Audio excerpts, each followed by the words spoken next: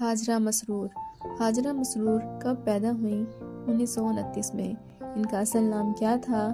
ہاجرہ لکھنؤ میں پیدا ہوئیں۔ ہاجرہ مسرور نے کب لکھنا شروع کیا؟ 1939 کے لگ بھگ۔ تقسیم ہند کے بعد پاکستان آ کر محمد طفیل کی شراکت سے کیا جاری کیا؟ رسالہ نکوش جاری کیا۔ ہاجرہ مسرور نے کب اور کس سے شادی کی؟ 1950 میں احمد علی خان سے۔ ہاجرہ مسرور کے شوہر احمد علی خان کیا کرتے تھے؟ پاکستان ٹائمز کے عملہ ادارت میں تھے اور ترقی پسند ادیبوں میں شمار کیے جاتے تھے۔ ہاجرہ مسرور نے ناول نگاری کے علاوہ اور کیا کیا؟ انہوں نے بے شمار افسانے اور ڈرامے لکھے۔